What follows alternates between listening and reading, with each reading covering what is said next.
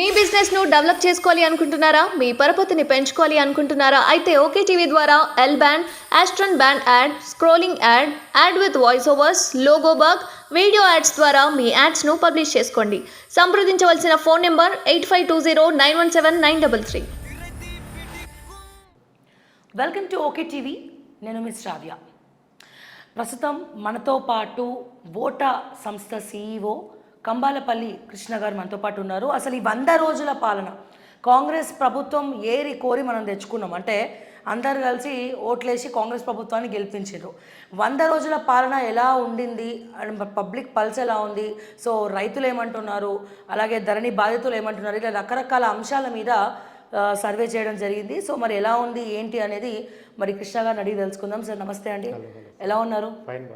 So మొత్తానికి మన తెలంగాణ ప్రజల కోసం అసలు ఈ కాంగ్రెస్ పార్టీ 100 రోజుల సర్వే ఎలా ఉందనేది రిలీజ్ చేశారు. మీరు ఎలా అనిపించింది మీకు సర్వే చేస్తే మొత్తం టోటల్? అంటే బేసిక్గా ఈ 100 రోజుల బెంచ్ మార్క్ కానీ ల్యాండ్ మార్క్ కానీ మనం పెట్టుకుంది కాదు, ఈ గవర్నమెంటే పెట్టింది. మేము 100 డేస్లో అది చేస్తాము, ఇది చేస్తాము, లేదంటే 100 డేస్లో 6 గ్యారెంటీస్ అమలు చేస్తాము. యాక్చువల్లీ ప్రతిపక్షం కూడా తొందరపడి ఒక 10 రోజులు కూడా గ్యాప్ ఇవ్వకుండానే వీళ్ళని విమర్శించడం మొదలు పెట్టారు. అంటే అంతే కదా, ఫస్ట్ అసెంబ్లీ సమావేశాల్లోనే పెద్ద దుమారం చేసేసుకున్నారు. అంటే ఎవరికైనా అసలు ఇక్కడ ఏముంది ఏం లేదు, మన ఆస్తులెన్ని అప్పులెన్ని తెలుసుకోవడానికే 100 రోజులు సరిపోయింది. ఇంకా పరిపాలనలో ఏ రకంగా జరిగింది, ఈ 100 రోజులు 6 గ్యారెంటీల అమలు ఎలా ఉంది, జనం ఏమనుకుంటున్నారు అనేది ఒకసారి డైరెక్ట్గా ఫీల్డ్కి వెళ్ళి తెలుసుకుందాం ఉద్దేశంతో మనం ఈ సర్వే చేస్తాము. జనానికి కూడా ఏంటంటే తెలంగాణలో ఒక మార్పు రావాలి, ఒక మార్పు కోరుతూ రావాలనేది కాంగ్రెస్ ఏదైతే బ్రాండింగ్ ప్రచారం చేసిందో ఆ రకంగా తెలంగాణ గ్రామీణ ప్రజానీకం ఓటేశారు, పట్టణ ప్రజానీకం వేయలేదు. పట్టణ ప్రజానీకం పాత పార్టీని కోరుకున్నారు. అయితే మార్పు ఎక్కడెక్కడ వచ్చింది, నిజంగా 100 రోజుల్లో వీళ్ళు అనుకున్న మార్పు అంటే 100 రోజులు అనేది ఒక లిమిటెడ్ పీరియడ్, ఇప్పుడే మనం అసెస్మెంట్ చేయడానికి చాలా తక్కువ సమయం.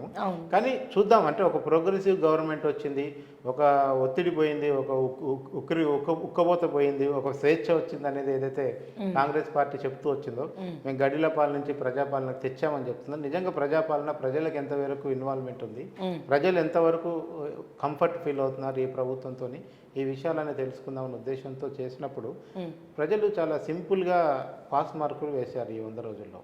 పాస్ మార్క్స్ సార్ అంతే. ఓకే, అట్లానే నెత్తిన పెట్టుకొని డిస్టింక్షన్ ఇవ్వలేదు, అలా అని ఫెయిల్ చేయలేదు. ఓకే, నాట్ బ్యాడ్ సో అనుకోవచ్చు, యావరేజ్ అనుకోవచ్చు, ఏ పదం వాడినా కానీ పాస్ అయితే అయ్యారు ఇప్పుడున్న ఈ 100 రోజులకి.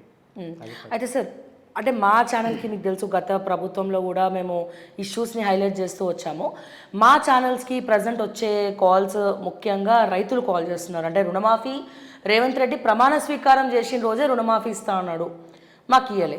పోనీ రైతు బంధు పడుతుందా అంటే రైతు బంధు కూడా 1 ఎకరం 2 ఎకరాలకే పడ్డది, మిగతా వాళ్ళు ఎవరికి కూడా పడలేదు. సో ఇంతకుముందు గత ప్రభుత్వం రుణమాఫీ చేస్తారని చేయకపోయినప్పటికీ కేసీఆర్ గారు అలవాటు చేసినటువంటి రైతు బంధు వల్ల బ్యాంకులు ఆ రైతు బంధుని ఒక వడ్డీ కింద జమ కట్టుకున్నాయి. ఇప్పుడు ఆ వడ్డీ కింద ఈ రుణమాఫీ జమ కట్టుకునే పరిస్థితి కూడా లేదు, ఎందుకంటే రైతు బంధు మాకు పడలేదు.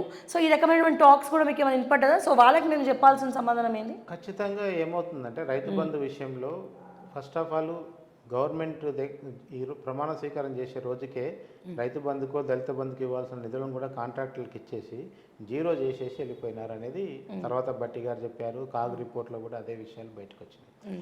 అంటే మీకు రైతు బంధును అలవాటు చేశాను, నిజంగానే నాట్ ఓన్లీ రైతు బంధు, చాలా ఉచిత పథకాన్ని కేసీఆర్ అలవాటు చేశారు. ఏ రకంగా అలవాటు చేశారంటే ఈరోజు కేసీఆర్ని ఒక మాట కూడా అందించే పరిస్థితి లేదు. ఎవరు ఈ సంక్షేమ పథకాల లబ్ధిదారులు ఈ రోజు కూడా కేసీఆర్ అరే అయ్యో మా కేసీఆర్ ఓడిపోతారు అనుకోలేదని మాట్లాడుతున్నారు. సర్వేలో చాలా కేసీఆర్ ఎట్లా ఓడిపోయిండు, మా ఎమ్మెల్యే ఓడిపోతారు అనుకున్నాం కానీ కేసీఆర్ కూడా ఓడిపోతారని మాట్లాడుతున్నారు. నిజమేనా? అంటే ఇప్పుడు బీఆర్ఎస్ పార్టీ కూడా అట్లా ప్రచారం చేసుకుంటుంది. అంటే కొంతమంది అంత అమాయకంగా ఉన్నారు, అంత భక్తితో కూడా ఉన్నారు. కేసీఆర్ దేవుడు అని కొలిచే సెక్షన్ ఈ రోజు కూడా ఉంది, గ్రామీణ ప్రాంతం ఉన్నది. మీరు ఇప్పుడు పోల్ పెట్టిన బెస్ట్ సీఎం ఎవరంటే కేసీఆర్ కే మార్కులు వేస్తారు. అంటే మీరు పంపించిన అదే చెప్తున్నా సర్వేలో కూడా చూస్తే జస్ట్ ఒక 1% తేడానే ఉంది రేవంత్ రెడ్డి కేసీఆర్ కి. అంటే పరిపాలనలో రేవంత్ రెడ్డిని 100 రోజులనే మనం అసెస్ చేయటం తప్పైనప్పటికీ కూడా నిజంగా ఒకసారి కంపారిజన్ చేసి పెడితే ఏమాత్రం ఉంటుందని చూస్తే కాగ్ రిపోర్ట్ వచ్చింది, కాళేశ్వరం అవినీతి వచ్చింది, ఈ ఎక్కడెక్కడ ఎన్ని తిన్నారు, ఎంతమంది ఆఫీసర్లు ఎట్లా పనిచేశారు అన్ని తెలిసిన తర్వాత కూడా ఇంకా ఒక 40% జనము కేసీఆర్ మంచోడని అనుకోవటం, లేదా కేసీఆర్ వల్లనే సంక్షేమ పథకాలు వస్తున్నాయి అనుకోవటం. అంటే కేసీఆర్ ఎట్లా ఎడిక్ట్ చేశారంటే, ఈ ఉచితాలకు ఎట్లా ఎడిక్ట్ చేశారంటే, మన జేబుల్లో నుంచి ఇప్పుడు మీరు మనది గృహజ్యోతిలో 200 యూనిట్ల వరకు వేవ్ ఆఫ్ అంటే అది మీ జేబుల్లోకి ఏం రాదు కదా, మీరు ఖర్చు పెట్టి మీకు ఖర్చు కాకుండా ఉంటుంది. కానీ కేసీఆర్ ఇచ్చినవన్నీ మీకు బ్యాంక్ అకౌంట్లో కనపడేవి ఇచ్చాడు. అర్థమైంది. ఈ రోజు కనబడుతుంది ఇస్తుందల్లా ఒక రైతు బందే. ఇప్పటి వరకు రేవంత్ రెడ్డి ప్రభుత్వం వచ్చాక రైతు బంధు ఒక్కటే కనబట్టేట్లుగా ఇస్తుంది, మిగతా అన్ని వేవ్ ఆఫ్ అంటుంది. వేవ్ ఆఫ్ అనేది ఎప్పుడు లెక్కలోకి రావట్లేదు జనానికి, మన జేబులోకి ఎంత వచ్చింది అనేది మాత్రమే చూస్తున్నారు. రైతు బంధు విషయంలో ఏం జరిగిందంటే ఆ నిధుల కొరత ఒకటి, దీంట్లో ఉన్న లోటుపాట్లను సవరించడానికి అనుకుంటా కాంగ్రెస్ ఒక ప్రయత్నం చేస్తూ ఫస్ట్ ఎకరం నుంచో అరెకరం నుంచో స్టార్ట్ చేసి మా సర్వే 15వ తేదీ కంప్లీట్ అయితే ఆ రోజుకి 4 ఎకరాల వాళ్ళ వరకు అందింది. అది దాదాపు 70%, 72-75% వరకు ఉంది. ఇక రిమైనింగ్ ఎవరున్నారంటే 5 ఎకరాల నుంచి 10 ఎకరాలు, 10 నుంచి 50 ఎకరాల వాళ్ళు ఒక 15% మంది, 15 నుంచి 18% మంది మిగిలారు. వాళ్ళకు ఒక 1500-1600 కోట్లు కావాలి వాళ్ళకి ఇవ్వాలి. ఇప్పుడు ఆ డబ్బులు లేవు గవర్నమెంట్. సో అందుకనే రైతు బంధు విషయం ఇంకా మనం ఇదే మాట్లాడుకుంటున్నాం. ఆయన 15,000కి పెంచిస్తా అన్నాడు. అట్లంటే ఇప్పుడు నేను ఒక సూటి ప్రశ్న అడుగుతాను సార్. అంటే మీరు ఫుల్ ఫ్లెడ్జ్గా సర్వే చేశారు కాబట్టి ఎలక్షన్స్కి ముందర మీరు చూసినట్టయితే రైతు బంధు పైసలు రెడీ ఉన్నాయి 7,000 కోట్ల రూపాయలు. సో అకౌంట్లో పడుతున్నాయి అని అనగా హరీష్ రావు చేసిన ఒక వ్యాఖ్యల వల్ల తలకిందులైనాయి. ఆ పైసలు అయితే అట్లనే ఉంటుంది కదా గవర్నమెంట్ వచ్చిన తర్వాత. 7,000 కోట్లు మా కేసీఆర్ మా కోసం పెట్టిండు, ఓకే, కానీ రైతు బంధు పడలే. మేము అడిగిన 5,000 పడలే. సో ఏ రకంగా చూడొచ్చు ఈ టాక్ని? కానీ అవన్నీ కాంట్రాక్టర్లకు ఇచ్చేసారని కదా తర్వాత వచ్చిన గవర్నమెంట్ చెప్పింది. ఆ 7,000 కోట్ల లెక్క ఏదైతే ఉందో, ఏదో ఎలక్షన్ కమిషన్ కోడ్ వల్ల ఇవ్వలేకపోతున్నామో, లేదంటే ఇవ్వడానికి పెట్టుకున్న డబ్బుల్ని మళ్ళీ గవర్నమెంట్ వస్తుందో రాదో అన్న సర్వేల వల్ల మన కోసం పనిచేసిన కాంట్రాక్టుల కన్నా మనం ఇచ్చుకుంటే కమిషన్ బ్యాక్ వస్తుంది అన్న ఉద్దేశంతో ఇచ్చుకున్నారని డైరెక్ట్ ఈ గవర్నమెంటే చెప్పింది. మొత్తం కమిషన్లు ఇచ్చి చెప్పింది. సో అట్లాంటప్పుడు మనకు రైతు బంధుని ఈ రోజు ఇవ్వలేకపోవటానికో ఇవ్వటానికి ఉండే అవకాశం ట్రూ టెక్నికల్ ఏంటంటే గల్లపేట ఖాళీగా ఉంది. ఖాళీగా ఉన్న గల్లపేటల నుంచి అప్పులు తేవాలి, అప్పులు తెచ్చి ఆ నిధులతోని ఇది చేయాలి. సో చేసే అవకాశం లేదు. అందుకనే వాళ్ళు ఫేజ్ వైజ్గా చేస్తున్నారు. రెండోది, అనర్హులకి అమెరికాలో కూర్చున్న వాళ్ళకి కూడా రైతు బంధు ఇచ్చారు కదా, మరి అవన్నిటిని సంస్కరించకుండా నెక్స్ట్ సీజన్ కనుక రైతు బంధు ఇవ్వాల్సి వస్తే నెక్స్ట్ సీజన్కి ఇస్తే 15,000 ఇవ్వాలి. మళ్ళీ ఇప్పుడున్న వాళ్ళు ఎలాంటి సంస్కరించకుండా ఇచ్చారనుకోండి ఇంకా బర్డెన్ పడుతుంది. సో అందుకనే సంక్షేమ పథకాల విషయంలో అది ఎట్లాగైనా అధికారం రావడం కోసం హామీలు ఇచ్చారా, లేదంటే ప్రాక్టికల్గా అన్ని ఆలోచించే ఇచ్చారా, బడ్జెట్ విషయాలు చూసించారా, మనకు రాను తెలుస్తుంది. అంటే మాకు వచ్చిన కాల్స్ ప్రకారం అయితే కొద్దిగా ఏమన్నా అనవసరంగా ఎక్కువ హైప్ చూపించారేమో అని అనిపించింది. Point number 1 sir. అండ్ ఇంకోటి ఏంటంటే ఇప్పుడు జనరల్గా రియల్టర్స్ కూడా చాలా అసంతృప్తిగా ఉన్నారు. అండ్ రియల్ ఎస్టేట్ మొత్తం పడిపోయినటువంటి పరిస్థితి, జీరో ఇన్వెస్ట్మెంట్స్, అంటే పెట్టుబడిని పెట్టిన వాళ్ళు కూడా లాస్లో ఉన్నారని చెప్పి అంటా ఉన్నారు. సో ముఖ్యంగా రియల్టర్స్ ఏమంటున్నారు? రియల్ ఎస్టేట్ విషయంలో మనకు జరిగింది ఏంటంటే ధరలు ఏం తగ్గలేదు, కాకపోతే పెరగలేదు. ఎలక్షన్కి 3 నెలల ముందు నుంచే ఎలక్షన్ కోడ్ అప్పటి నుంచే లావాదేవీలు అనేది ఆగిపోయినాయి, అందులో డౌట్ లేదు. ఇంకెవరైనా అర్జెంటుగా ఉండి అమ్ముకోవాలంటే పాత రేట్ల ప్రకారము ఇంకా కొన్న దాని మీద ₹2 పెంచుతో తప్ప అదేదో అన్మ్యాచ్డ్ రేట్స్ అనేది లేదు. గతంలో రియల్ ఎస్టేట్తోనే రాత్రి కోటీశ్వరులు ఇంటి ముందర ఇన్నోవాలు పెట్టుకున్న పరిస్థితి మనం చూసాం కదా. పూరి గుడిసే ముందు ఇన్నోవా ఉన్న సందర్భాలు కూడా నేను చూపిస్తాను మీకు. అలా రంగారెడ్డి జిల్లా, ముఖ్యంగా రంగారెడ్డి జిల్లా భూములు అమ్మినప్పుడు ఇప్పుడు ఏమైందంటే రేట్లు పెరగలేదు కానీ తగ్గలేదు. బాగా అవసరం ఉన్నాడు, అర్జెంటు ఉండేదన్నా అమ్ముకుంటే అట్లా అమ్ముకుంటున్నారేమో. కానీ అయితే ఒక పొజిషన్ అయితే వచ్చింది. అంటే ఈ నాట్ ఓన్లీ ఇది ఒకటే, మీకు కాంగ్రెస్ రాగానే మీరు హైదరాబాద్ రంగారెడ్డి ప్రజలు ఎందుకు బీఆర్ఎస్ కోటేశారు అనుకున్నారు? కాంగ్రెస్ వస్తే రియల్ ఎస్టేట్ పడిపోద్ది అన్నప్పుడు. ఎందుకంటే ఎక్కువ హైదరాబాద్ రంగారెడ్డి ఇక్కడే కదా ఈ జిహెచ్ఎంసీ పరిధిలో, ఈ హెచ్ఎండిఏ పరిధిలో ఉన్న ఓటర్లు అందరూ కూడా అందులో సగం సెటిలర్లు వాళ్ళు కావాలని వేశారు. మీకు సెటిలర్లు అంటే ఇవాళ నాట్ ఓన్లీ ఆంధ్ర, ఇలా రాజస్థాన్ వాడు, ఒరిస్సా వాడు, బీహార్ వాడు, ఢిల్లీ వాడు, మహారాష్ట్ర తెలంగాణ వాడు, భూముల మీద యూపీలో ఇక్కడ మీకు ఇవాళ మీరు రంగారెడ్డి జిల్లాలో వెళ్ళండి, ప్రతి 15 కిలోమీటర్ ఒక ఫామ్ హౌస్ నార్త్ ఇండియన్సే ఉన్నాయి. తెలంగాణ వాడికి భూమే దొరకలేదు. ఈసారి టీఆర్ఎస్ గవర్నమెంట్ మాత్రం భూమి కూడా దొరకదని చాలా మంది ఓటేయారు. సో అందుకనే మనకు రియల్ ఎస్టేట్ విషయంలో ఇవాళ ఒక్క తెలంగాణ వల్లనే కాదు, ఇవాళ మీరు హైదరాబాద్లో ఎన్ని అపార్ట్మెంట్ తీసుకోండి, 20 ప్లాట్లు ఉంటే 10 ప్లాట్లు మార్వాడిలో ఉంటున్నాయి, ఓనర్లు ఉంటున్నారు, వాళ్ళు రీసేల్ అన్న చేస్తున్నారు, కిరాయికన్నా ఇస్తున్నారు. ఒరిజినల్ తెలంగాణ నుంచి సెటిల్ అయ్యి వచ్చిన వాళ్ళకి ఇండ్లే లేకుండా పోతుంది, చాలా తక్కువ అయిపోతుంది. మీరు ఎన్ని అపార్ట్మెంట్కి వెళ్ళండి, ఇప్పుడు ఈ లేటెస్ట్ లాస్ట్ 5 years లో కట్టిన పెద్ద పెద్ద మల్టీ స్టోరీ అపార్ట్మెంట్ అన్నిట్లో కూడా నార్త్ ఇండియన్స్ డామినేషన్ నడుస్తుంది. అసోసియేషన్స్ అన్ని వాళ్ళే, సంఘాలు వాళ్ళే, ఈరోజు వాళ్ళే ఓటింగ్ని ఇక్కడ ప్రభావితం చేస్తున్నారు. ఎందుకు బీజేపీ ఇంత కాన్సన్ట్రేట్ చేయగలుగుతుంది, ఇంత చేయగలుగుతుంది అంటే నార్త్ ఇండియన్స్ వల్లనే. సో మనకు తెలంగాణ మూవ్మెంట్ లాగా రేపు north India south India movement okay. And ఇప్పుడు సార్ అంటే మేనిఫెస్టోలో చూసుకున్నట్టయితే సార్ కొన్ని వీళ్ళు చెప్పారు నిరుద్యోగ భృతి అన్నారు. బట్ మొన్న ఒక ఇంటర్వ్యూలో బట్టి గారు ఏమన్నారంటే అసలు మేము ఎప్పుడన్నా నిరుద్యోగ భృతి ఇస్తామని చెప్పి ఒక ఇంటర్వ్యూలో ఆయన అన్నారు. తర్వాత అందరూ కూడా ట్రోల్ చేయడం జరిగింది. అండ్ అట్లాగే 46 జీవో బాధితుల్ని 46 జీవో ఎత్తేస్తామని చెప్పిండ్రు, కానీ దాన్ని ఊసలేదు. అట్లనే రుణమాఫీ చేస్తామని చేయలేదు. అంటే వాళ్ళు ఇచ్చినటువంటి మేనిఫెస్టోలో ఇచ్చిన హామీలు ఏవైతే ఉన్నాయో అట్లాగే ఎల్ఆర్ఎస్ రద్దు చేస్తామని చెప్పి మళ్ళీ 31 మార్చి లోపల ఎల్ఆర్ఎస్ కట్టాలి అంటున్నారు. సో ఇవన్నీ కూడా పరిగణలోకి తీసుకుంటే ఎఫెక్ట్ అయ్యే అవకాశం ఉందా లోక్సభకి ఏదన్నా? అంటే మీకు 6 గ్యారంటీలను ఒకసారి మేనిఫెస్టో పక్కన పెడితే అసలు ఈ ప్రభుత్వం వచ్చింది 6 గ్యారంటీలని ముందు పెట్టుకొని వచ్చింది కదా. అవును. ఈ 6 గ్యారంటీలు ఎన్ని అమలు చేశారు? టెక్నికల్గా చూస్తే 5 లాంచ్ చేశారు, ఇంకొక దాన్ని ముట్టుకోలేదు. ఈ 5 కూడా 13 అంశాలు ఉంటాయి, 5 ఇంప్లిమెంటేషన్ చేశారు, 8 ఇంతవరకు టచ్ చేయలేదు. అవును. సో అంటే మీ ఈరోజు అధికారం రావటం కోసం అంటే మనం చూస్తుంది కూడా ఇవన్నీ కూడా రాత్రి స్టార్ట్ అయ్యి గ్రౌండ్ అయ్యే అంశాలు కూడా కాదు. అది మీరు నేను ప్రభుత్వంలో కూర్చున్నా కానీ చేయలేమేమో అని నాకు అనిపించింది మేము గ్రౌండ్ తిరిగి వచ్చాము. ఎందుకంటే ఇప్పుడు రేషన్ కార్డు అనేది కీ.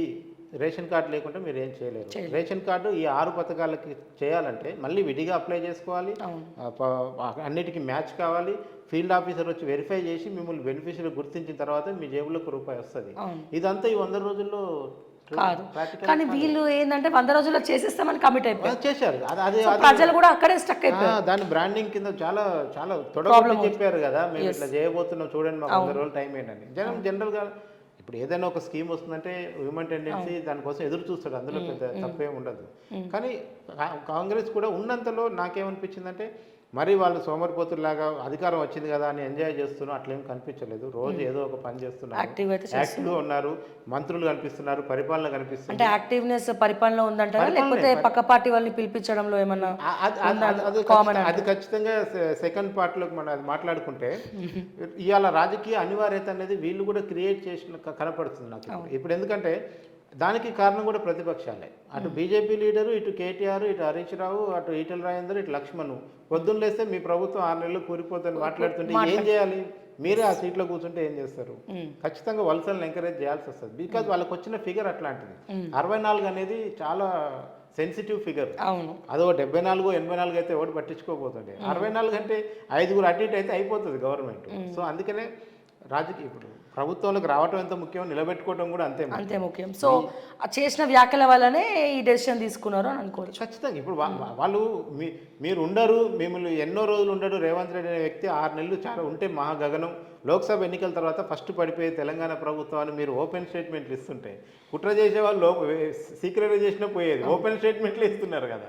అట్లాంటి ఓపెన్ స్టేట్మెంట్ ఇచ్చినప్పుడు రాజకీయంగా ఆయన కూడా గేమ్ ఆడాల్సి వస్తుంది. ఈ విషయం మేము ముఖ్యమంత్రి గారిని అడిగినప్పుడు కూడా ఒక మాట చెప్పారు, అవతలోడు ఫుట్బాల్ ఆడితే నేను వాలీబాల్ ఆడలేను కదా, నేను కూడా ఫుట్బాల్ ఆడాలి అంటున్నాడు ఆయన. ఓకే, సరే ఇప్పుడు ఆయన ఏ గేమ్ ఆడతాడు అనేది మనకి ఇంకా గేట్లు తెరిచినా అన్నాడు.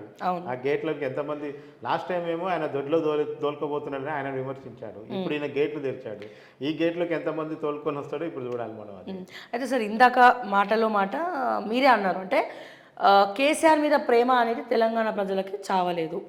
సో ఇంకా అంతే, ఇప్పుడు రేవంత్ రెడ్డి గారికి ఎంత ఉందో కేసీఆర్ కూడా అంతే ఉంది. అంటే ఏదో కొంచెం ఒక తేడా 1% తేడా అన్నారు. అండ్ అంటే ఇందులో ఉన్నటువంటి కేవలం అవినీతి ఎమ్మెల్యేల వల్లనే కేసీఆర్ గారు ఓడిపోయారని చెప్పి కూడా అందరు నమ్ముతున్నారు. అయితే అక్కడ వాళ్ళు ఇక్కడికి రావడం వల్ల కాంగ్రెస్ కూడా దెబ్బతినే ప్రమాదం ఉందా? ఖచ్చితంగా కాంగ్రెస్కి రేపు వీళ్ళందరూ కూడా పెద్ద బర్డెన్ అయిపోతారు. ఇప్పుడు లాస్ట్ టైం మన కాంగ్రెస్ మాట్లాడింది ఏంది, అక్కడ ఉంటేనేమో దొంగ, ఇడికి వచ్చి వైట్ వాష్ సున్నం వేసుకుంటే దొర అయిపోతాడని మాట్లాడారు. ఇవాళ మీరేం చేస్తున్నారు? మల్లారెడ్డి ఎవరు, దానం నాగేందర్ ఎవరు? మల్లారెడ్డి ఇంకా రాలేదనుకోండి, మల్లారెడ్డి ఎన్ని ప్రయత్నాలు చేస్తున్నా మనం చూస్తున్నాం. దానం నాగేందర్కి దాదాపు కండవ కప్పారు కదా, ఆయన మీద అనర్హత వేటు కూడా పడుతుంది. మీరు మెదక్ నుంచి 5 పార్లమెంట్ పరిధిలో 5 ఎమ్మెల్యేలు పోయి బొకే ఇచ్చి కలిసి వచ్చి మేము సెక్యూరిటీ అడిగి వచ్చినాం అంటే లెటర్ కూడా ఇవ్వలేదు ముఖ్యమంత్రిని కలిసి, సెక్యూరిటీ అడిగినామని చెప్తున్నారు. సో అంటే ఇవన్నీ ఏంటంటే అక్కడ ఉన్న బీఆర్ఎస్ పార్టీ మీద రోజు రోజు ఎందుకు కవితను అరెస్ట్ చేస్తే బంజారాహిల్స్ కార్పొరేటర్ దగ్గరున్న కార్పొరేటర్ కూడా పోలేదు అరెస్ట్ చేస్తుంటే. రీజన్ ఏంటంటే అదే పార్టీ మీద ఉండే నమ్మకం. మీకు పార్టీ బేసిక్గా బీఆర్ఎస్ పార్టీ అనేది నిర్మాణం ఉన్నది కాదు, గాలివాటం పార్టీ. గాలివాటం పార్టీలో మీకు కమ్యూనిస్ట్ పార్టీ లాగా టీడీపీలా మీరు చూడండి, కాంగ్రెస్ పార్టీకి బై ఎలక్షన్లు ఎక్కడ కూడా డిపాజిట్ రాని సందర్భాలు కూడా ఉన్నాయి తెలంగాణలో. మరి నెక్స్ట్ అధికారంలోకి వచ్చిందా రాలేదా? అంతే ఒక loyal voting to the Congress, ఒక loyal voting to the TDP. నేను ఇంకా బీజేపీ కూడా చెప్పను. లాయాలిటీ విషయంలో జాతీయ పార్టీలో కాంగ్రెస్కు ఉన్నంత లాయాలిటీ, ఆ తర్వాత ప్రాంతీయ పార్టీలో టీడీపీకి ఉన్నంత లాయాలిటీ. మీరు ఇవాళ టీడీపీ బీజేపీ పొత్తులో ఖమ్మం పార్లమెంట్ సీటు అడుగుతున్నారు ఇవాళ. చూడండి మీరు, అసలు తెలంగాణలో టీడీపీ లేదని మనం అనుకుంటుంటే ఇప్పుడు పొత్తులో భాగంగా ఖమ్మం టీడీపీ సీట్ని ఈరోజు బీజేపీ టీడీపీ కలిసి పోటీ చేయబోతున్నాయి. సో ఆ పరిస్థితికి అంటే అంటే అంటే ఒక కరడు కట్టిన ఒక లాయాలిటీ మీకు కోసుకుంటే పచ్చరక్తం వస్తుందన్న స్థాయిలో కూడా టీడీపీ కార్యకర్తలు ఉంటారు. అట్లాగే ఆ స్థాయిలో ఈరోజు ఎందుకంటే లోపల వాళ్ళు ఎన్ని కొట్టుకున్నా ఇక్కడ టీఆర్ఎస్ పార్టీకి ఫస్ట్ నుంచి కూడా నిర్మాణం మీద ఫోకస్ లేదు. వాళ్ళకి ఎంతసేపటికి బయట నుంచి తీసుకురావాలి, ఆ బలాన్ని చూసి మన బలం అనుకోవటమే తప్ప ఒరిజినల్ బలం అనేది టీఆర్ఎస్ పార్టీకి లేదు. ఒకటేమో వీళ్ళు ఉన్నప్పటి నుంచి పార్టీ పుట్టం ఉన్న వాళ్ళని వీళ్ళు దూరం చేసుకున్నారు, రెండో వైపు ఉద్యమకారులు దూరం చేసుకున్నారు. ఓన్లీ బంగారు తెలంగాణ బీటీ బ్యాచ్ని మాత్రం ఎంకరేజ్ చేసుకోవటం వల్ల ఈరోజు ఏమైంది, ఆ బీటీ బ్యాచ్ కూడా ఉండట్లేదు ఇక్కడ. ఈరోజు మీ దగ్గర విషయం లేదని తేలినప్పుడు చిన్నగా క్రమంగా జారుకుంటూ పోతున్నారు. ప్రధాన సమస్య కేసీఆర్ మీద ప్రేమ అట్లనే ఉంచుదాం, కానీ ధరణి బాధితుల కోపం ఎక్కువ ఉంది చాలా తెలంగాణలో. దాదాపు 25 లక్షల బాధితులు ఉన్నారు, ఇంకెక్కువనే ఉండొచ్చు. కానీ మీరు చేసిన సర్వేలో అసలు ధరణి ప్రోగ్రెసే లేదు అన్నిటికన్నా కూడా. అంటే అది వాస్తవం, గవర్నమెంట్ కూడా ఒప్పుకుంటుంది. ఎందుకంటే ధరణి విషయంలో అసలు చిక్కుముడేంది, ధరణి వెబ్సైట్ని భూమాత కింద చేయాలా వద్దా, అసలు ధరణిలో ఎన్ని లాక్స్ ఉన్నాయి, అంటే ఎన్ని భూముల మీద బ్యాన్ ఉందా, రిజిస్ట్రేషన్ల మీద బ్యాన్ ఉందా, ధరణిలో ఉన్న సమస్యలు ఏంది, సర్వే నెంబర్లు మారాయా, లేదంటే పక్కవాడు ఆక్రమించుకున్నాడా, అక్రమ రిజిస్ట్రేషన్ చేసుకున్నారా, ఇవన్నీ తేల్చుకోవడానికి వాళ్ళు ఒక సబ్ కమిటీని కూడా వేసుకున్నారు. ఈవెన్ దో అంటే ధరణి టీఆర్ఎస్ గవర్నమెంట్ ఉన్నప్పుడే దాన్ని ఇంప్లిమెంట్ చేయడంలో 20 సమస్యలు ఉన్నాయని రైతు సంఘాలన్నీ కూడా డైరెక్ట్ పోయి గవర్నమెంట్ చెప్పాయి. ఒక ధరణిలో 20 రకాల సమస్యలు రైతులు ఎదుర్కొంటున్నారు, వీటి పరిష్కరించకపోతే మీకు ధరణి కొంప ముంచుతుందన్న విషయాన్ని వాళ్ళు ఎప్పుడో చెప్పారు. అయినా కానీ అవన్నీ పట్టించుకోలేదు. వాళ్ళకి నచ్చినప్పుడు అర్ధరాత్రి లాక్ ఓపెన్ చేశారు, రిజిస్ట్రేషన్ చేసుకుని మళ్ళీ మూసేసుకుంటూ పోయారు. అలా జరిగినందుకే కదా ఇంత ఇలా ఒక్కొక్క ఐఏఎస్ ఆఫీసర్ వెనకాల అన్ని భూముల్లో ఎకరాల భూములు ఎక్కడి నుంచి వాళ్ళ భార్యల పేరు మీద, పిల్లల పేరు మీద, కోడళ్ళ పేరు మీద ఎట్లా రిజిస్ట్రేషన్లు అవుతున్నాయి, ఇవన్నీ కూడా అక్రమంగా రిజిస్ట్రేషన్ అయినాయి. సో అందుకనే ధరణి ఈరోజు ఏం చేశారంటే అప్లికేషన్ తీసుకున్నారు, సాల్వ్ చేయడానికి వాళ్ళ పరిధిలో ఉన్న విషయాలు ఏవో సాల్వ్ చేస్తున్నారు. కానీ గవర్నమెంట్ ఫండమెంటల్గా కొన్ని డెసిషన్స్ తీసుకొని అందులో కొన్ని మార్పులు చేర్పులు చేసిన తర్వాతనే ధరణిలో సమస్యలకు పరిష్కారం జరుగుతుంది. ఓకే, అండ్ అట్లనే ప్రధానంగా అంటే ఈ ప్రభుత్వం రాగానే ఫస్ట్ చేసిన పని ఏంటంటే కంచెలు బద్దలు కొట్టినాం, ప్రగతి భవన్ గేట్లు ఓపెన్ అయినాయి, రోజు ముఖ్యమంత్రి అందుబాటులో ఉంటాడు. కానీ మా అనాలిసిస్ ప్రకారం ఒక్కరోజు మురిపం మాత్రమే ముఖ్యమంత్రికి ఆ ప్రగతి భవన్కి సంబంధం ఉంది. తర్వాత ఏ రోజు కూడా ఈ ప్రజా దర్బార్లో రేవంత్ రెడ్డి గారు పాల్గొనలేదు. సో ఎవరెవరైతే రేవంత్ రెడ్డిని చూద్దాము, ఇక్కడ వీళ్ళు పట్టించుకోని వాళ్ళు రేవంత్ రెడ్డి అయినా పట్టించుకుంటాడేమో ఆశలతో వచ్చిన వాళ్ళందరూ కూడా కొద్దిగా నెగటివ్గా తిట్టుకునే కొంతమంది ఉన్నారు. సో దీన్ని ఏ రకంగా చూడొచ్చు, దీనివల్ల ఏమైనా ప్రాబ్లం రావచ్చా? అంటే ఆయన ఫిజికల్గా రాలేదు తప్ప పని అంతా జరుగుతుంది. పని ఆయన ఇమీడియట్గా మంత్రులకు కూడా చెప్పాడు, మీకు వీలైనప్పుడులో పోయి ప్రజాపాలనలో పాల్గొనండి దాంట్లో, లేదంటే ఒక టీంని పెట్టాడు కింద, ఒక గ్రూప్ ఆఫ్ ఆఫీసర్స్ ఎంప్లాయీస్ని కలిపి ఒక టీం చేసి ఎవరు వచ్చినా ముందు ఈ ప్రభుత్వంలో జనం ఫీల్ అయిందంటే చెప్పుకోవడానికి ఒక మనిషి కనబడుతున్నాడు, తీసుకోవడానికి ఒక అప్లికేషన్ తీసుకోవడానికి ఒక వ్యవస్థ ఉంది, ఒక మెసేజ్ వస్తుంది, పని అవుతుందా లేదా అనేది. దాని తర్వాత ఏంటి, సెకండరీ మెసేజ్ వస్తుంది, మళ్ళీ పోతే మళ్ళీ అదే మెసేజ్ ఇస్తున్నారు, కానీ ఎగ్జిక్యూట్ అవట్లేదు. ఇదేమో ఈ 100 రోజులలో ప్రాక్టికల్గా సాధ్యం కాదు. కానీ ముఖ్యమంత్రి గారు ప్రారంభించినప్పుడు ఆ తర్వాత ఆయనకి మళ్ళీ ఇక్కడ వీళ్ళని కౌంటర్ చేయటం, కాళేశ్వరం తిరగటం, ఢిల్లీకి తిరగటం, ఇవన్నీ సరిపోతూనే ఉన్నాయి. ఆయన కూడా పెద్దగా రెస్ట్ ఏం తీసుకుంటలేడు, రోజుకు 18 గంటలు పని చేస్తూనే ఉన్నాడు. కాకపోతే ఏంటంటే ఆ వ్యవస్థను మాత్రం క్రియేట్ చేశారు, వ్యవస్థ పనిచేస్తుంది. అంటే ఫస్ట్ అయితే పబ్లిక్ నుంచి ప్రభుత్వం తమ సమస్యలు వింటుందన్న ఒక దాన్ని అయితే కల్పించారు. ఆ దాంట్లోంచి రిజల్ట్ ఎప్పుడు వస్తుంది అనేది టైం టేకింగ్ కావచ్చు, కానీ ఒక వ్యవస్థ అయితే సెట్ అయింది. సో కాళేశ్వరం ఎఫెక్ట్ జనాలకు భయంకరంగా పోయింది. ఎందుకంటే మీకు మేడిగడ్డ పగులు ఎప్పుడైతే రేవంత్ రెడ్డి గారు వెళ్ళి వీడియోలు పెట్టి చూపించారో ఆ రోజు నుంచి జనానికి అర్థం. తర్వాత మా మల్లారెడ్డి సార్ కూడా చేయబెట్టి చూపించిండు ఏముంది ఇందులో ఏం లేదు అని చెప్పి. సో ఏ రకంగా చూడొచ్చు దీన్ని అంటే విజిలెన్స్ పోతుంది ఎంక్వైరీ చేస్తుంటే ముఖ్యమంత్రి స్థాయిలో ఉన్న వ్యక్తి ప్రజెంటేషన్ చూపించిన తర్వాత నాలాంటి వాళ్ళు అట్లీస్ట్ పబ్లిక్ కొంతమంది ఎడ్యుకేటెడ్ పీపుల్ అరెస్ట్ కోరుకుంటారు, ఎవరైనా డైరెక్ట్ అరెస్ట్ కోరుకుంటారు. ఇంకేం రోజులు నడిపిస్తారన్న ఆయన ఈ స్టోరీ అని చెప్పి. సో ఇటువంటి సినారియోస్ ఏమైనా వచ్చినాయి? కోరిక ఒకటి తీరినట్టుంది లెక్కర్ దాంట్లో. నా కోరిక అంటారు మీరు అన్నారు కదా మాలాంటి వాళ్ళు అరెస్ట్లు ఎదురు చూస్తున్నా ఉన్నారు కదా. యాక్చువల్గా ఏమైందంటే కాళేశ్వరంలో మెగా కృష్ణారెడ్డి ఎవరెవరికి ఫండ్ ఇచ్చాడనేది రేపు 21 నాడు బాండ్లు వస్తే తప్ప తేలదు. ఆ బాండ్లు తీసుకున్న దాంట్లో కాంగ్రెస్ ఉందనుకోండి మెగా కృష్ణారెడ్డి నుంచి, ఈ కేసు ముందరికేం పోదు. బీజేపీ బీఆర్ఎస్ మాత్రమే ఉన్నాయనుకోండి, కేసు ముందరిపోదు. ఇప్పుడు కాళేశ్వరం స్కామ్లో ఏం జరగబోతుంది అంటే ప్రజలు మాత్రం ఒకటి బలంగా ఏం నమ్మారంటే కేసీఆర్ ఎంతో కొంత అవినీతి చేసి వెళ్ళాడు. అది ఫిక్స్ ఉన్నారు జనం. 80% జనం కేసీఆర్ అవినీతిపరుడు, ఆయన కుటుంబం మాత్రం బాగుపడ్డది అనే విషయంలో ఫిక్స్ ఉన్నారు. కానీ కాళేశ్వరంలో పర్టికులర్గా ఏంటంటే అందరూ మేడిగడ్డ పగుల గురించి మాట్లాడతారు, మరి పంప్ హౌజుల గురించి ఎవరు మాట్లాడాలి? మెగా కృష్ణారెడ్డి చేసిన పనుల మీద దర్యాప్తు జరుగుతుందా లేదా? మెగా కృష్ణారెడ్డి గురించి రేవంత్ రెడ్డి ఎందుకు మాట్లాడు అనేది ఒక పెద్ద డిబేట్. నేనే పొద్దున్న లేసి నేనే అడుగుతున్నా, రేవంత్ రెడ్డి సార్ ఏంది మెగా కృష్ణారెడ్డిని ఎందుకు అడుగుతలేరు అని అడుగుతున్నా. అంటే ఇప్పుడు ఏమైందంటే ఇది ఒక రేవంత్ రెడ్డి కేసీఆర్ లాగా రేవంత్ రెడ్డి సొంత ప్రభుత్వం కూడా కాదు, ఈయనకు ఒక హైకమాండ్ ఉంటుంది ఢిల్లీలో. ఇక్కడ ఉన్న మెగా కృష్ణారెడ్డి ఢిల్లీలో ఎన్ని లింకులు పెట్టుకున్నాడో మనకు తెలియదు. సో ఖచ్చితంగా మెగా కృష్ణారెడ్డి ఎలక్టోరల్ బాండ్స్లో బీజేపీకి బీఆర్ఎస్కి అయితే ఇచ్చిన డౌట్ లేదు, ఒక కాంగ్రెస్కి ఇచ్చిందా లేదనేది మాత్రమే తేలాలి. అది ఒక్కటి తేలిన తర్వాత మనకు కాళేశ్వరం యొక్క పురోగతి అనేది మనకు అర్థమైపోతుంది.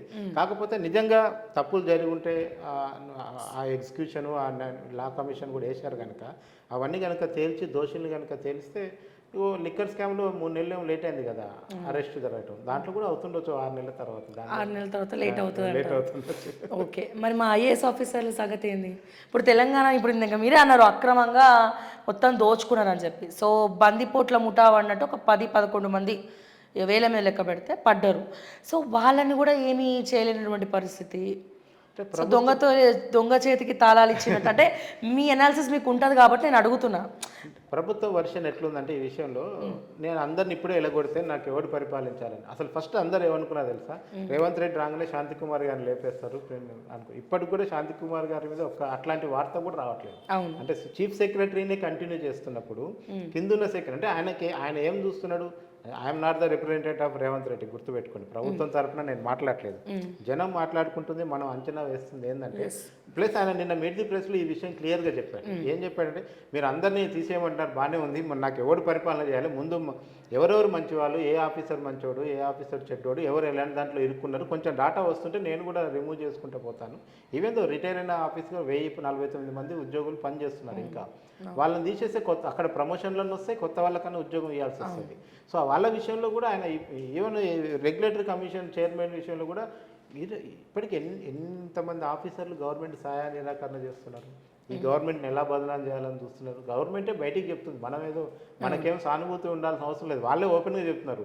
ఇంకా కొంతమంది అధికారులు చేతివాటం ప్రదర్శిస్తారు, ఓవర్ యాక్షన్ చేస్తున్నారు, స్మార్ట్గా వ్యవహరిస్తున్నారు. వాళ్ళందరి సంగతి చెప్తా, నాకు కూడా టైం వస్తుందని ముఖ్యమంత్రి గారి స్థాయిలో మాట్లాడుతున్నారు. సో అందుకనే గవర్నమెంట్ ఆఫీసర్ల విషయంలో కానీ ప్రభుత్వం యొక్క లైన్ ఎట్లుందంటే వెంటనే మొత్తం వ్యవస్థను కొలాప్స్ చేసుకోవటం ఎందుకు, చిన్నగా బిల్డప్ చేసుకుంటూ వద్దాం అనే దృష్టి వాళ్ళకు ఉండొచ్చు. అట్లాంటి వాళ్ళు చాలా మందిని మార్చారు, కొత్త నియామకాలు ఇచ్చారు. ఇప్పుడు కార్పొరేషన్ ఒకటే రోజు 32 మంది కార్పొరేషన్లు పొలిటికల్ రాజకీయ భర్తీలు చేశారు. సో ఏదో ఒకటి గవర్నమెంట్లో యాక్టివిటీ అయితే కనబడుతుంది. మరీ అంత నిరాశాజనకంగా అయితే లేదనేది జనం నుంచి వచ్చిన అభిప్రాయం అది. ఓకే.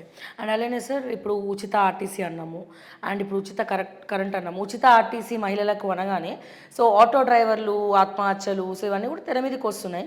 సో దీన్ని ఏ రకంగా చూడొచ్చు? అంటే నేను ఆటో డ్రైవర్ల ఆత్మహత్యలు చేసుకునేంత పరిస్థితిలో సమస్య ఉందని నేను ఇండిపెండెంట్ వ్యక్తిగతంగా అయితే నేను ఓకే. feel అంటే కావట్లేదు. సిటీ రంగారెడ్డి వదిలేసేయండి, సిటీ రంగారెడ్డిలో అయితే ఊళ్ళలో బిల్కుల్ షేర్ లేదు. ఆటోలోకి ఎఫెక్ట్ పడుతుంది. మనం మన సర్వేలో వచ్చిన విషయం కూడా అదే. హైదరాబాద్ రంగారెడ్డిలో ఓలానో ఊపరో ర్యాపిడో ఏదో ఒకటి నడుపుకుంటాం.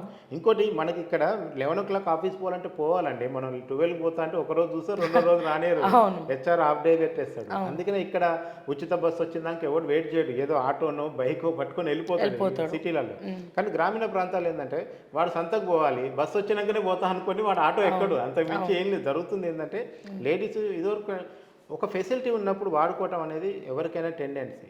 ఇప్పుడు మీరు అప్లై చేసుకోండి, అబ్బా నెలకు 1000 రూపాయలు పెన్షన్ ఇస్తాను అప్లై చేసుకోకుండా ఉంటాడు ఎవరన్నా? నాకు వద్దులే, నాకు అట్లా అంటే అసలు రైతు బంధు పైన 15% తీసుకోవద్దు. అమెరికాలో 4 కోట్ల ఇల్లు ఉంటుంది, ఇంటి ముందు 2 కార్లు ఉంటాయి, ఇక్కడ బిల్డింగ్ అమ్మనానికి పెద్ద బిల్డింగ్ ఉంటుంది, రైతు బంధు తీసుకున్నారు. మరి అట్లా అంటే వాళ్ళతో పోలిస్తే పాపం ఆర్టీసీలో 10 రూపాయలు 20 రూపాయలు పోయే మహిళలు ఎంత పెద్ద విషయం కాదు. కానీ ఆటో డ్రైవర్ది కూడా టీఆర్ఎస్ కొంచెం రాజకీయం చేయాలని చూసింది, క్లియర్ కట్ అయింది. ఇప్పుడు అది కూడా వాళ్ళు ఏమంటున్నారంటే ఫస్ట్ ఆటో డ్రైవర్లు ఒకరు ఫీల్ అవుతారు ఊర్లలో టౌన్స్లలో, మాకు ఇష్టం ఉన్నట్టు చలాన్లు కొట్టడం ఆగిపోయింది. ఇటు మలిపితే చలాను, అటు తిరిగి సిగ్నల్ దగ్గర కొంచెం ఇట్లా వస్తే చలాను, ఇటు పోతే చలాను అనే చాలా దౌర్జన్యం. అది మాకు కూడా చాలా కంప్లైంట్స్ వచ్చినాయి ట్రాఫిక్ పోలీసులు. సో ఇప్పుడు అదంతా పోయింది. సరే పోయింది, గిరాకీ తగ్గినా పర్లేదు, ఏదో ఆల్టర్నేట్ చూసుకుంటాం. కానీ ముందు ఒక ఫ్రీడమ్ అయితే, స్వేచ్ఛ అయితే వచ్చింది అనేది అప్పుడు కనబడుతుంది. కాకపోతే ఆర్టీసీ మహిళలకు ఇచ్చిన ఉచిత ప్రయాణాలు మాత్రం ఇమీడియట్గా చేయాల్సింది ఒకటి ఏంటంటే బస్సుల సంఖ్య పెంచాలి. మీరు బస్సుల సంఖ్య పెంచకుండా దీన్నే ఒక 6 నెలలు కంటిన్యూ చేస్తే ఇదే మహిళలు మళ్ళీ తిరగబడతారు, కొరుకుతున్నారు. ఇప్పటికీ ఆ వీడియోలు బయటకు వస్తుంది. వాళ్ళు కూడా ఫీల్ అవుతున్నారు. ఫ్యామిలీ మెంబర్స్ వీడియోలు చూసి ఎట్లా షేర్ చేసుకుంటున్నారు, అవన్నీ సోషల్ మీడియాలో వస్తున్నాయి, ఎంత బాధపడుతున్నారు. కనుక ఈ స్కీమ్ కంటిన్యూ కావాలంటే మాత్రం ఇమీడియట్గా బస్సులు పెంచాలి. ఓకే. అండ్ ప్రధానంగా పేపర్ లీకేజ్. సో గత ప్రభుత్వంలో అంటే ఒకటి మేడిగడ్డ కుంగింది, పేపర్ లీకేజ్ అయ్యింది, ఈ దళిత బంధు ఎమ్మెల్యేలు అవినీతి చేసారు. ఈ ప్రధాన రీజన్స్ వల్లనే గత ప్రభుత్వం పోయిందని అనుకోవచ్చు. కొన్ని ఏవో స్టేట్మెంట్స్ టీవీలో కూర్చొని చెప్పడము. ఇప్పుడు ఈ పేపర్ లీకేజ్ తర్వాత గ్రూపు నిరుద్యోగులు 46G బాధితులు వీళ్ళందరి ఫీలింగ్ ఏంది? ఎట్లా అంటే ఇప్పుడు మనకు డిఎస్సి పట్టడం వల్ల కొంత ఉపశమనం కనపడుతుంది. ఇంకోటి లాస్ట్ టైం వేసిన నోటిఫికేషన్లో 30,000 ఉద్యోగాలు ఏదో ఈ ప్రభుత్వం వచ్చి నియామక పత్రాలు ఇచ్చింది. అంటే టెక్నికల్గా మాట్లాడితేనో గత ప్రభుత్వం, మరి గత ప్రభుత్వం కూడా మరి నోటిఫికేషన్ వేసి ఇంటర్వ్యూ చేసి ఎందుకు వదిలిపెట్టింది, ఉద్యోగ పత్రాలు ఇచ్చి జీతాలు ఇవ్వచ్చు కదా అని కూడా మాట్లాడవచ్చు. అంటే కనీసం ఈ ప్రభుత్వం అదన్నా చేసిందని అంటే పాజిటివ్గా చూడదలుచుకున్నప్పుడు ఎన్ని పాజిటివ్ అంశాలు కనపడతాయి, నెగిటివ్ ఆలోచిస్తే నెగిటివ్ కూడా కనపడతాయి. కాకపోతే ఏంటంటే ఇంకా వాళ్ళు ఇప్పుడు డిఎస్సి పడింది, ఇప్పుడు గ్రూప్ 1 కూడా డేట్ మార్చి మళ్ళీ రద్దు చేసి మళ్ళీ పెడుతున్నారు. సో క్రమంగా జాబ్ క్యాలెండర్ లాంటిది ఏదో ఆయన ఒక విద్యా కమిషన్ ఒకటి చైర్మన్ పెట్టి దాంట్లో చేద్దామని చూస్తున్నట్టున్నాడు. మనం తర్వాత వచ్చే టాపిక్లో ఈ టీఎస్పీఎస్సీ చైర్మన్ విషయం కూడా ఆర్ఎస్ ప్రవీణ్ కుమార్కి ఇస్తాను రండి అంటే కూడా నాకు వద్దని వెళ్ళిపోయాడని కూడా నిన్న ప్రవీణ్ కుమారే చెప్తున్నారు. సరిగ్గా నేను అదే అడుగుదాం అనుకున్నా, ఎట్లా అనిపిస్తుంది ఈ రెండు అలయన్స్? అదే టీఎస్పీఎస్సీ చైర్మన్గా ప్రవీణ్ కుమార్ తీసుకొచ్చి పెట్టాలని కాంగ్రెస్ పార్టీ ఆలోచన చేసిందంటే కూడా నేను కూడా ఆశ్చర్యపోయినా పర్సనల్గా. ఎందుకంటే సరే ఆయన గురుకులాల్ని డెవలప్ చేసిన తీరు, దాని వెనకాల ఉన్న సేరో సైన్యం అది డిఫరెంట్. కానీ మొత్తం ఒక విద్యా కమిషన్కో టీఎస్పీఎస్సీ చైర్మన్కో ఆయన వస్తే ఎలా ఉంటుంది? ఆయన రాజకీయంగా వేరే అంబిషన్స్తో ఉన్నాడు. సో ఖచ్చితంగా జనం మాత్రం ఎంత భయంకరంగా తిడుతున్నారంటే ప్రవీణ్ కుమార్ గారిని, ఇంకా ఈవెన్ అంటే చేతులారా ఆయనే సూసైడ్ చేసుకున్నాడు. ఎస్సీ కమ్యూనిటీ నుంచి మేము వినకూడని మాటలన్నీ మా టీం పిల్లలు విన్నారు. అంత బూతులు తిడుతున్నారు. ఎందుకంటే నేను ఈ విషయంలో ఒక విషయం చెప్తా. ప్రజారాజ్యం పెట్టడం ద్వారా ఒక 10-15 ఏళ్ళు బీసీ ఉద్యమాన్ని చిరంజీవి వెనుకకు నెడితే ఇప్పుడు బీఎస్పీని మూసేయడం ద్వారా రాష్ట్రంలో ఒక 25 ఏళ్ళు బహుజన అనే పదాన్ని ఆర్ఎస్ ప్రవీణ్ వెనుకకు పోయిందని నేను ప్రగాఢంగా. క్రెడిబిలిటీ పెంచుకున్న వ్యక్తి ఒక 2 రోజుల డెసిషన్లో తారుమారైంది. ఆయన మొదటి నుంచే టీఆర్ఎస్లో మిలాఖతులు ఉండని కదా ఇప్పుడు బయటకు వస్తున్న విషయాలు. ఆయన హెలికాప్టర్కి ఎట్లా సమకూరింది, ఆయన సభలకు ఎట్లా పర్మిషన్ వచ్చింది, ఆయన ఎక్కడ ఎవరు ఎందుకు అడ్డుకోలేదు, ఏ మీటింగ్కి పర్మిషన్ విషయంలో ఎక్కడ చిన్న ఇబ్బంది కాకుండా ఆయన సభలన్నీ ఎలా జరిగాయి, అసలు ఆ ప్రశాంత్ కిషోర్ అనే ఒక ఎనలిస్టు మీరు నిరుద్యోగుల నుంచి తప్పించుకోవడానికి నిరుద్యోగుల తరపున ఒక వాయిస్ని యాంటీగా నిలబెట్టి మీ యాంటీ ఓట్ని అటువైపు తిప్పండి అని చెప్తేనే ఆర్ఎస్ ప్రవీణ్ కుమార్ ఉద్యోగానికి రిజైన్ చేసి వచ్చి బీఎస్పీలో చేరిండని కదా ఇదంతా తతంగా నడుస్తుంది. Oh right right right right. So ఇది ఇప్పుడుది కాదు, అవన్నీ ఎలిగేషన్స్ అనుకున్నామని మేము ఇంటర్వ్యూలో అడిగితే కూడా ఆయన ఎప్పుడు ఒప్పుకోలేదు. కానీ ఇవాళ బయటకు వస్తున్నాయి కదా అన్ని విషయాలు. అవును అవును. సో అంటే ఆర్ఎస్ ప్రవీణ్ కుమార్ వ్యక్తి ఉద్యోగానికి రాజీనామా చేయడం మొదటి రోజు నుంచే కేసీఆర్తో ఫ్రెండ్షిప్లో ఉండనేది ఇవాళ బయటకు వస్తుంది. అసలు మొహం అయితే అసలు 10,000 వర్ల్స్ బల్బు వెలిగిపోయింది నిన్న చూసుకున్నట్టయితే మొత్తం స్మైలింగ్. కేసీఆర్ నవ్వుతలేడు, ఈయన నవ్వుతున్నాడు. నాకు అదే ఆశ్చర్యంగా ఉంది. కేసీఆర్కి ఏమో ఇష్టం లేని పొత్తులాగా కనబడుతుంది, కానీ ఈయన మాత్రం హ్యాపీగా ఉన్నాడు. సో బీఆర్ఎస్కి అది ప్లస్సేనా? అంటే అసలు బీఆర్ఎస్ అనే పార్టీ ఎలక్షన్ వరకు రేవంత్ రెడ్డి ఉంచుతాడా లేదా అనేది ఒక డౌట్ ఉంది. కుటుంబంలో ఉన్న ఆ నలుగురు తప్ప మిగతా వాళ్ళు ఉంటారా ఉండరా అనే ఒక డౌట్ కూడా మనకు కనపడుతుంది. కానీ ప్రేమ మాత్రం అట్లనే ఉందంటారు. ప్రేమ ఒక్క కేసీఆర్ విషయంలో ఉంది. పార్టీని పక్కన పెట్టండి మీరు. కేసీఆర్ అనే వ్యక్తి ఎందుకు రూరల్ పీపుల్ కి పెన్షన్దారులకి మన రైతు బంధు వాళ్ళకి దళిత ఎందుకు రీచ్ అవుతారంటే ఆయన లాంగ్వేజ్, ఆయన కనెక్టివిటీ, ఆయన చెప్పే సామెతలు, ఆయన స్పీచ్, ఆయన డైలాగ్ డెలివరీ, సంక్షేమ పథకాలు, కొంచెం బెనిఫిట్స్, ఇంట్లోకి ఇంటికి ఏదో ఒక స్కీమ్ వచ్చింది కదా 5 స్కీమ్లలో. నా గృహలక్ష్మి, నా కళ్యాణ లక్ష్మి వచ్చి ఉంటుంది, నా రైతు బంధన్ వచ్చి ఉంటుంది, నా దళిత బంధన్ వచ్చి ఉంటుంది, లేదంటే ఆసరా పెన్షన్ ఏదో వచ్చి ఉంటుంది. సో ఏదో ఒక రంగం లబ్ధి పొందిన లబ్ధిదారులందరూ కూడా ఇవాళ కేసీఆర్ అంటే ఇంకా అదే ప్రేమ చూపిస్తారు. పైగా రేవంత్ రెడ్డి కేసీఆర్ని తిడితే ఊరుకోవట్లేదు జనం. అవును, నువ్వు భాష మార్చుకో బాబు, నువ్వు చిన్నోడి అంటున్నారు. సో అందుకనే ఆ విషయంలో పెద్ద ఇబ్బంది ఏం లేదు. సార్ అండ్ అలాగే ఇప్పుడు చూసినట్టయితే ఇప్పుడు బీఆర్ఎస్ గ్రాఫ్ అయితే మీరు చెప్పేసారు ఆర్ఎస్ ప్రవీణ్ కుమార్ అలయన్స్ ఎట్లుందని. ఇప్పుడు లోక్సభ గ్రాఫ్ ఎలా ఉందంటారు? అంటే లోక్సభ ఎట్లాగో మీరు ఇంకా చేస్తున్నారు, బట్ టూకీగా ఒక అనాలిసిస్ లాగా. అంటే ఫస్ట్ లోక్సభ ఎన్నికలు జరుగుతాయి, అసెంబ్లీ ఎన్నికలు అయిపోయిన తర్వాత ఒక నెల క్రితం వరకు ఉన్న రాజకీయ పరిస్థితి ఏంటంటే ఫస్ట్ ప్లేస్లో కాంగ్రెస్ ఉంటుంది, సెకండ్ ప్లేస్లో బీజేపీ ఉంటుంది, థర్డ్ బీఆర్ఎస్ ఉంటుంది అని. కానీ ఈరోజు సిచ్యువేషన్ చూస్తే నాకు కొంచెం డైలమా ఏమొస్తుందంటే అసలు బీజేపీలో పోటీ చేసే వాళ్ళందరూ బీఆర్ఎస్ నుంచే పోయినారు సగం మంది. అంతే కదా. ఇవాళ ఆరూరు రమేష్ వరంగల్ నుంచి పోటీ చేస్తాడు, బీబీ పాటిల్ జహీరాబాద్ చేస్తాడు. ఇక మీ క్యాండిడేట్ ఉన్న క్యాండిడేట్లు ఎంతో కొంతమంది కాంగ్రెస్కి వచ్చేటోళ్ళు కూడా మళ్ళీ బీఆర్ఎస్ నుంచో బీజేపీ నుంచో వచ్చే పరిస్థితి ఉంది. సో ఈ ఇప్పుడు పోటీలోంచి బీఆర్ఎస్ మొత్తమే అవుట్ అయిపోయి ఓన్లీ బీజేపీ వర్సెస్ కాంగ్రెస్ అనే పరిస్థితి కూడా వచ్చే అవకాశం కనపడుతుంది. కానీ ఒకవేళ బీఆర్ఎస్ సీరియస్గా తీసుకుంటే మాత్రం కాంగ్రెస్ ఎక్కువ సీట్లు గెలవడానికి అవకాశం ఉంది.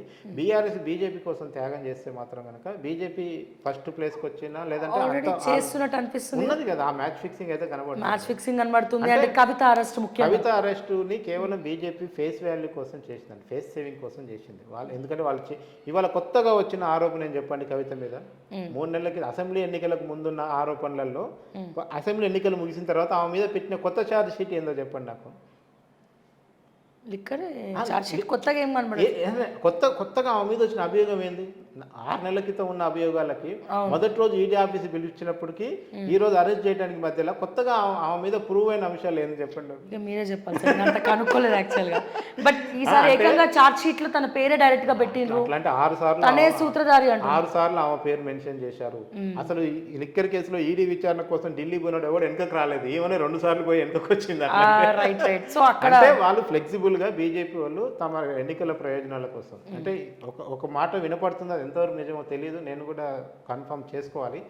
ఈసారి మోడీ గారు మీరు ఎన్నికల ప్రచారం కోసం హైదరాబాద్ దిగే లోపు కవిత అరెస్ట్ కాకపోతే మనల్ని ఎవరు నమ్మడు, పార్లమెంట్ సీట్లు రావని ఇక్కడున్న నాయకత్వం మోడీని భయపెట్టింది అనేది నాకున్న సమాచారం. సో అందుకే ప్లాన్ ప్రకారం కేసీఆర్ గారు కూడా ముందే తెలుసు కవిత అరెస్ట్ అవుతుందని. ఇంకోటి అది కూడా ఉంది. అదేమంటా అంటే అయితే నేను ఒకటి చెప్తే ఇక్కడ 2 విషయాలు, బిడ్డ కోసం పార్టీని పణంగా పెడతారా, పార్టీ కోసం బిడ్డను పణంగా పెడతారా అనేది ఒకటి తెలుసుకోవాలి. రెండోది, ఒకవేళ కవిత అరెస్ట్ వల్ల రాజకీయ ప్రయోజనం ఎవరికి వస్తుంది? బీజేపీకి వస్తుందా, బీఆర్ఎస్కి వస్తుందా?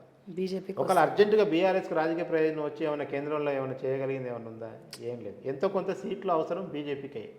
వాళ్ళకి కొంచెం నార్త్లో డౌట్ ఉంది, సౌత్లో ఏదన్నా ఒకటి సీట్ల సంఖ్య పెంచుకోవాలన్న దాంతో ఉన్నారు.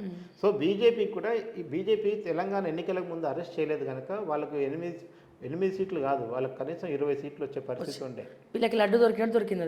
ఒకవేళ కవిత అరెస్ట్ కనుక మీకు తెలంగాణ అసెంబ్లీ జరిగితే ఈ రోజు తెలంగాణలో హంగ్ అసెంబ్లీ వచ్చేది. అదొకటి బండి సంజయ్ ఆ 2 జరిగి ఉంటే కనుక హంగ్ అసెంబ్లీ వచ్చేది. తెలంగాణలో కాంగ్రెస్ అధికారం రాకపోయేది. కాంగ్రెస్ పార్టీ ఏమనుకుంటుందంటే మేము బాగా కొట్లాడి జనంలోకి పోతే మేము గెలిచినాం అనుకుంటారు. కానీ చాలా ప్రజా సంఘాలు, చాలా పౌర హక్కుల సంఘాలు, మీడియా, సోషల్ మీడియా, ప్రభుత్వం నిరుద్యోగులు వీళ్ళందరూ కలిసి ఆల్టర్నేటివ్ ఉన్న కాంగ్రెస్ ఓటేశారు తప్ప కాంగ్రెస్ బరి గీసి రా చూసుకుందాం జిల్లా అంతా నేను గెలిపిస్తాను మునగాడు ఎప్పుడు కూడా మాట్లాడలే వాళ్ళు. లేదు. సో గాలికి కొట్టుకొచ్చిన విజయాన్ని వీళ్ళు తీసుకొని పోతున్నారు తప్ప వీళ్ళు నిలబడి కొట్లాడి సాధించింది ఏమీ లేదు కాంగ్రెస్. అట్లా చెప్పుకోవాలంటే కాకపోతే ఇమీడియట్ ప్రతిపక్షంగా ఉంది కనుక బీజేపీ దాగుడు మూతలు ఆడింది కనుక జనం బీజేపీ నమ్మలేదు. సో అందుకనే కాంగ్రెస్ ఆటోమేటిక్గా ఓటు పడింది. ఎస్. సో ఇప్పుడైతే మేబీ ఇప్పుడు ఈ కవిత అరెస్ట్ తర్వాత బీజేపీ గ్రాఫ్ అయితే పెరిగే అవకాశం ఉందంట. కవిత అరెస్ట్ వల్ల అసలు సానుభూతి వచ్చిందా లేదా, ఆ సానుభూతి ఎవరికి వస్తుంది, బీఆర్ఎస్కి వస్తుందా, ఓట్ల రూపంలో బీజేపీకి వస్తుందా అనేది కూడా మనం తేల్చుకోవాలి. అసలు ఇప్పుడు చాలామంది మనకున్న ఒక అబ్జర్వేషన్ అయితే బీజేపీ ఆ రోజు ఫస్ట్ ఈడీ పిలిచినప్పుడు అరెస్ట్ చేసి ఉంటే వచ్చే మైలేజ్కి ఇప్పుడు అరెస్ట్కి వచ్చే మైలేజ్కి అంత పెద్ద ఉండకపోవచ్చు అనేది ఒక ఆలోచన. కాకపోతే ఏంటంటే బీజేపీకి ఎందుకైనా రిస్క్ ఎందుకు తీసుకోవటం, చేతిలో ఒకటి ఉంది, కేసు ఉంది, ఎఫ్ఐఆర్ ఉంది, పేరు ఉంది, ఆడ ఎవిడెన్స్ ఉంది, ఆ లోపల జైల్లో కూర్చున్నాడు 3 రోజులకు ఉత్తరం రాసి కవిత ఇందులో ఉంది అందులో ఉందని చెప్తున్నాడు, ఏదో సింగ్ ఉన్నాడు అని పేరు. సో అట్లా ఇన్ని ఎవిడెన్స్ ఉన్నప్పుడు ఒక అరెస్ట్ చేస్తే పోద్ది కదా. కానీ ఇంకోటి సార్, తెలంగాణలో కొంత పల్లెటూర్లు అట్లా చూసుకుంటే ఆడవాళ్ళు కూడా కొంచెం కళ్ళు తాగడము ఇట్లాంటివి చేసేవాళ్ళు. గ్రామీణ ప్రాంతాల్లో కవిత లిక్కర్ దందా అంటే వాళ్ళకి ఏం అర్థం కాదు కూడా మాస్ పబ్లిక్కి. యాక్చువల్గా మీరు నిజంగా చెప్పండి, కొంచెం చదువుకున్న సెక్షన్ ఎలైట్ సెక్షన్లోనే నిజంగా కవిత చేసిన తప్పేంది ఎంతమంది చెప్తారో అడగండి మీరు. అసలు లిక్కర్ స్కామ్లో కవిత లిక్కర్ స్కామ్ అంటే ఎంతమందికి అర్థమైందో అడగండి. ఈ రోజు కూడా మీరు ఈ లిక్కర్ స్కామ్ ఏంటి అని కొడితే ఒక 20 వీడియోలు మన తెలుగు వాళ్ళు చేసినవి ఉన్నాయి.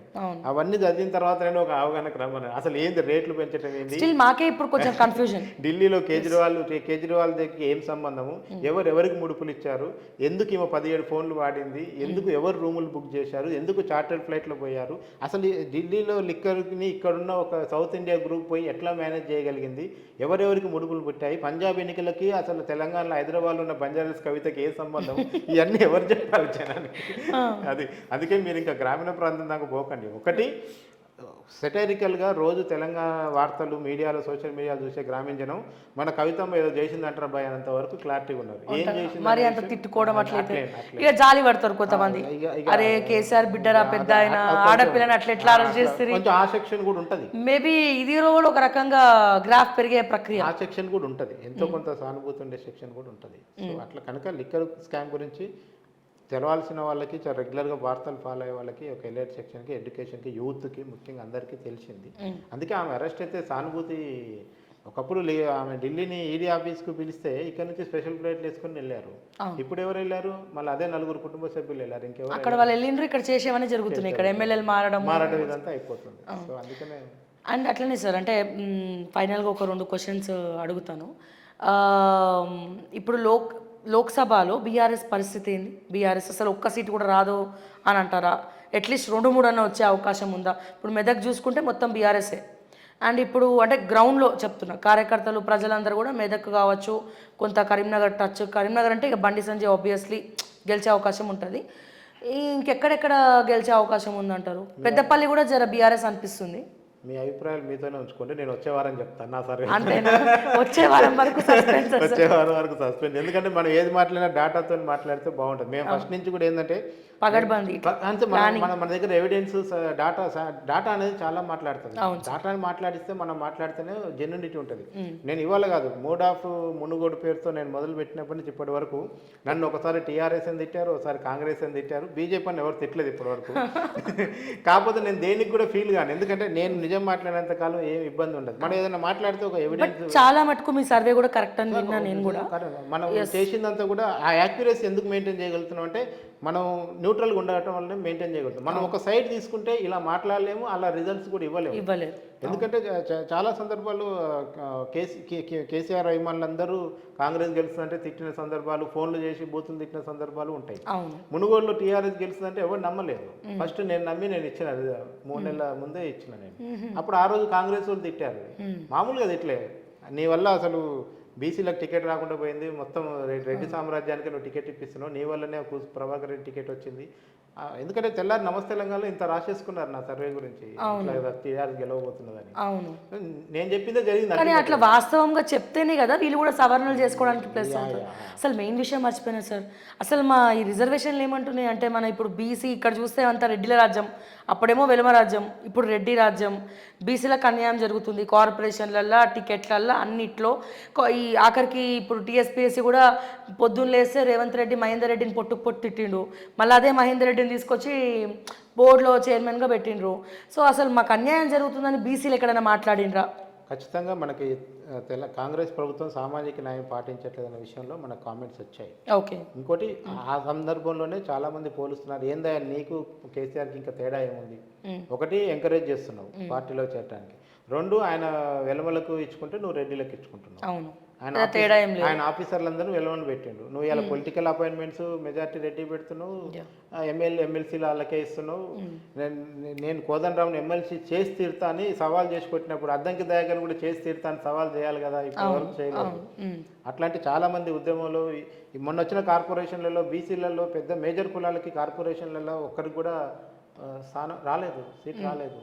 మరి మళ్ళీ అందులో 13 మంది రెడ్డిలు ఉన్నారు 32 కార్పొరేషన్లు, 14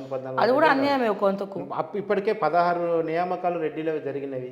సిపిఆర్ఓ కాంచి మొదలు పెడితే ఇంకో సాట్ సిఇఓ వరకు అందరు రెడ్డిలకే ఇస్తూ వచ్చారు. సో మీరు అది జరగట్లేదు అనే విషయం క్లారిటీగా ఉంది. కాకపోతే కాంగ్రెస్ హైకమాండ్ కూడా, అంటే రాహుల్ గాంధీ చాలా చెప్పిపోయాడు, అక్కడున్న కేసీ వేణుగోపాల్ కానీ మిగతా టీం అంతా ఏం చేస్తున్నారో తెలియదు. కానీ ఇప్పటి వరకు అయితే రేవంత్ రెడ్డి చెప్పిన దానికి భిన్నంగా పెద్దగా ఏం జరగలేదు. ఒక అద్దంకి దయాకర్ ఎమ్మెల్సీని మాత్రమే మార్చగలిగారు, అది కూడా ఇతర రెడ్డిలే మార్చారు తప్ప వేరే వాళ్ళు ఎవరు మార్చలేదు. సో నెక్స్ట్ అద్దంకి దయాకర్కి ఎంపీ టికెట్ వరంగల్ ఇస్తారా లేదన్న విషయంలో ఇప్పుడు కూడా సస్పెండ్. నేను ఒక దళిత యాంగిల్లో మాట్లాడితే, సరే బట్టికి అవమానం జరిగిందా లేదా, అద్దంకి దయాకర్ నుంచి మొదలు పెడితే బట్టి కుర్చీ వరకు దళితుల పరిస్థితి కనపడుతుంది. సో ఇక బీసీల గురించి చెప్పుకోవడానికి అయితే లేదు. ఒక పొన్నం ప్రభాకర్కి మంత్రి పదవి ఇచ్చారు, మిగతా అన్ని విప్పులో ఆ విప్పులో ఈ విప్పులో అని బీసీలను సర్దారు.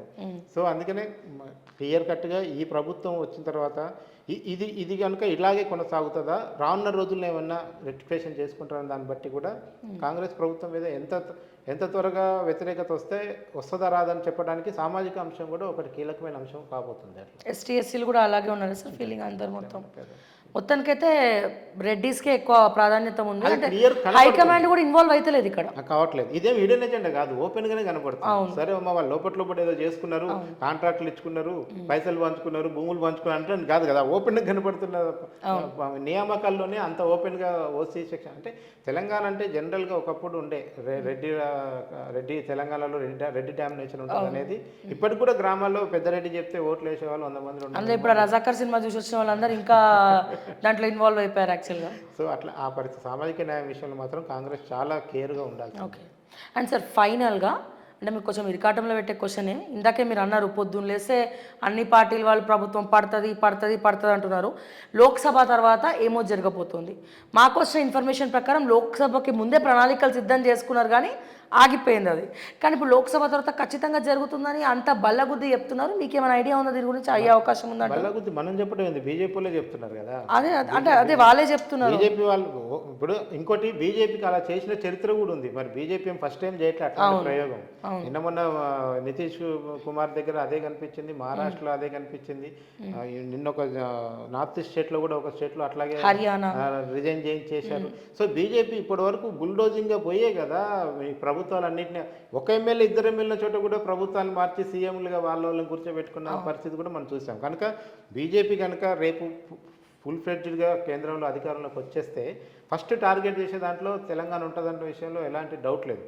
ఇంకోటి వాళ్ళు మధ్యలోనే ఒక షిండేని సృష్టించి తెలంగాణలో బీజేపీ గవర్నమెంట్ తెస్తారా తెలియదు, లేదంటే ఎన్నికల వరకు ఆగి ఈసారి తెలంగాణని వాళ్ళే క్లీన్ స్వీప్ చేయడానికి ప్లాన్ చేస్తున్నారో తెలియదు. మొత్తానికైతే ఈ ప్రభుత్వం మీద అయితే కత్తి వేలాడుతుంది. ఆ కత్తి ఎప్పుడు అది ఎవరి రూపంలో, హరీష్ రావు రూపంలో వస్తుందా, రేవంత్ రెడ్డి రూపంలో వస్తుందా? ఎందుకంటే రేవంత్ రెడ్డిని బీజేపీ లాక్కెళ్ళి బీజేపీ సీఎం కింద చూపిస్తారని కూడా చెప్తున్నారు. సో అదొక ప్రచారం జరుగుతుంది.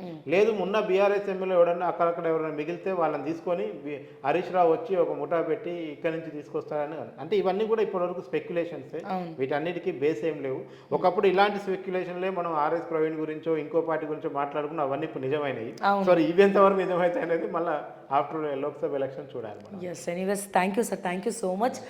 ఎన్నో విషయాలు మా ప్రేక్షకులతో పంచుకున్నారు. సో డెఫినెట్గా ఈ లోక్సభ గురించి మాకు అందరికి ఆతృతగా ఉంది యాక్చువల్గా తెలుసుకోవాలని, ఎక్కడ ఏ పార్టీ రాబోతుంది అనేది. నెక్స్ట్ వీక్ వరకు ఆగమన్నారు కాబట్టి నేను కొంచెం యా షూర్ ఆగుతాను డెఫినెట్గా. Thank you so much sir, thank you. Right.